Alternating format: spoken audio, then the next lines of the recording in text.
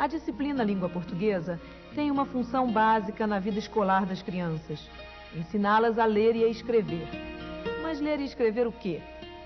Histórias? Cartas? Trabalhos escolares? Saber ler e escrever é ser capaz de lidar com qualquer tipo de texto: jornais, revistas, enciclopédias, dicionários, contos, crônicas, romances, poesias, textos para teatro, histórias em quadrinhos, textos publicitários e também estes aqui, presenças constantes na vida escolar, os livros didáticos. Um bom livro didático para a língua portuguesa é aquele que oferece a possibilidade de se trabalhar com uma grande variedade de textos escritos. Mas por que tipo de texto começar? Não há uma única resposta para essa pergunta. Uma delas é trabalhar o texto narrativo, aquele que conta uma história. Ouvir alguém contar histórias é uma atividade que agrada as crianças e enriquece a sua formação. Escrever histórias também. Mas quando falamos em escrever histórias, logo pensamos em escritores. É comum os alunos pensarem que o talento para escrita é um privilégio de poucos eleitos. Muitas vezes isso diminui o seu empenho em aprender a escrever. Não quero escrever, não quero escrever, não quero escrever. Porque os colegas estão escrevendo um trabalho de grupo. Enquanto o Rodrigo escreveu, eu estou do seu lado, olha aqui. Olha só. Será que qualquer um pode ser escritor? O que uma pessoa precisa para ser um bom escritor? Ele tem que ter criatividade. Pôr a cabeça para funcionar. Precisa ter habilidade. Como que vai fazer história? Ter ideias. Será que essa tal de inspiração é fundamental para se fazer literatura? No século passado, Edgar Allan Poe, um famoso escritor americano, respondeu a essa questão. Vejam como. Numa meia-noite agreste, quando eu lia lento e triste, vagos, curiosos tomos de ciências ancestrais, e já quase adormecia, ouvi o que parecia o som de alguém que batia levemente a meus umbrais. Uma visita, eu me disse, está batendo a meus umbrais. É só isto. E nada mais.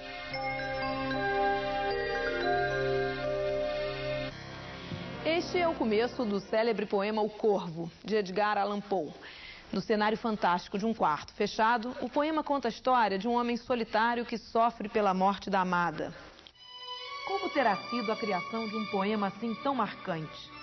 Será que Edgar Allan Poe o escreveu numa noite, movido pela inspiração e pela dor? No texto Filosofia da Composição, Poe conta que queria criar um poema composto em torno de um refrão. Desejava uma palavra, da língua inglesa, é claro, que fosse repetida, produzindo um efeito musical através das estrofes do poema. Imaginou que essa palavra fosse produzida por um pássaro. Pensou num papagaio, mas esse pássaro produziria um efeito cômico que ele não desejava. Acabou escolhendo um corvo, que lhe inspirou o tom noturno e melancólico do poema. Por fim, imaginou qual seria a situação mais triste do mundo e concluiu que seria a morte da mulher amada. E assim nasceu O Corvo, uma obra de encantamento universal.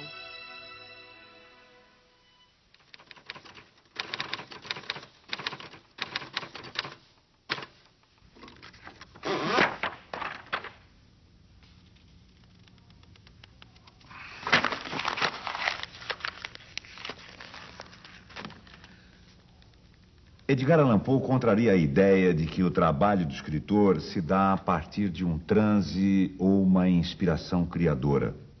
Como diz aqui neste livro, nenhum ponto de sua composição se refere ao acaso ou à intuição.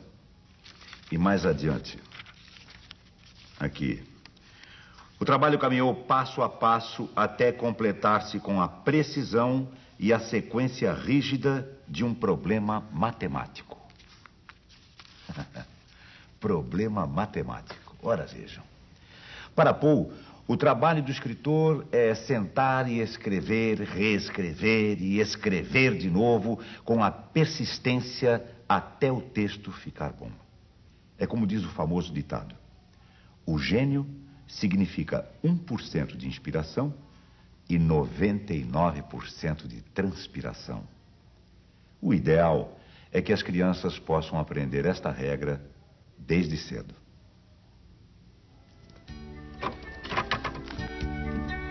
A escrita é fruto de um processo de aprendizado. Será que agora já dá para pensar em escrever histórias?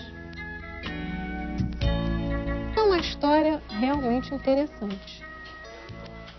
Ela se chama João e Maria. Era uma vez um lenhador pobre que vivia numa casinha no meio das matas. Apesar de muito trabalhador, o lenhador passava fome, pois sua família era grande. A expressão "era uma vez" nos leva a um reino de magia. Há uma paisagem em que um sapo pode se transformar num príncipe, uma varinha pode ter poderes extraordinários e o confronto entre o bem e o mal, de fadas, magos e bruxas, conduz a conflitos espetaculares. Joãozinho e Maria iam andando junto com o pai para dentro da mata. Aqui e acolá, o menino punha uma das pedrinhas brancas de sinal. Quem são os personagens da historinha de João e Maria? João e Maria. João, Maria, A mãe e o pai. o pai. Os outros irmãos. A velhinha. A velhinha. Mas quem aparece mais? O João e Maria. E quem mais? Ao passar para o papel a história que ouviram, os alunos precisam da ajuda dos professores. Um bom começo pode ser conversar sobre os personagens da história, suas características, os diferentes momentos do enredo e aqueles de maior perigo para os heróis. Como começar a escrever uma história? O importante é mostrar algumas opções às crianças. Se seus alunos preferem escrever seguindo um esquema geral da história que foi lida e discutida, ótimo. Mas é fundamental deixar claro que é uma opção. Eles não são obrigados a fazer isto. Devem sentir-se livres para escrever do seu modo. Se quiserem trazer seus personagens do mundo das fadas para o meio urbano, por que não?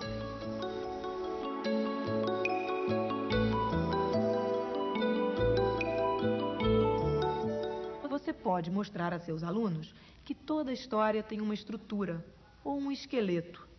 Por exemplo, qual é a situação inicial da história de João e Maria? É a de um lenhador pobre que vive com sua família no meio do mato. Surge um problema. E qual é? O lenhador não tem mais como alimentar a família. Como é quebrada a situação inicial? O lenhador resolve levar seus filhos para a mata e abandoná-los por lá. E tudo passa a girar em torno das aventuras de João e Maria, abandonados à própria sorte. E assim por diante. Desmonte a história. Mostre que sempre há um esqueleto ou um esquema por trás dela. Hoje a gente está dividido de uma maneira diferente, né? Vocês estão em duplas, porque a gente vai trabalhar com história, criação de história. Cada dupla vai criar uma história. Vocês estão vendo aqui o que eu escrevi? Esses personagens todos que estão aqui no quadro? Uma princesa, uma bruxa, um castelo, um rei, 3 príncipes e uma missão, uma rainha, um bebê e uma fada madrinha. E o último é uma princesa, uma caverna e um dragão. Quero saber uma coisa, quem é de vocês que conhecem histórias que tenham esses personagens que estão aqui no quadro? Eu sei aquela de uma princesa, uma bruxa e um castelo. Eu acho que a história é Rapunzel. E aí, Rodrigo, qual é que você conhece? Sobre que personagens é a história que você conhece? Um rei, 3 príncipes e uma missão. Que história é essa? É dos 3 mosquiteiros. Vocês estão em duplas, cada dupla vai escolher um daqueles blocos ali de personagens e vai criar uma história.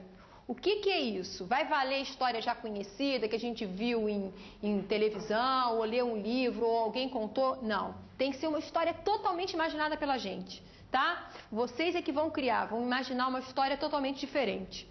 Pode fazer uma de uma princesa medrosa que morava num castelo. E os pais dela morreram. E ela tinha uma empregada. Um dia Aí ela chamou a empregada para morar na casa dela. Aí já pensou se a empregada podia ser uma bruxa? Uma bruxa muito malvada. E botava medo nela. E botava medo nela e queria o castelo para ela. Parece que ela era medrosa. Aí eles lutavam. Minhas filhas queridas, tem uma notícia que vocês vão adorar. Ouvir histórias, contar histórias, escrever histórias.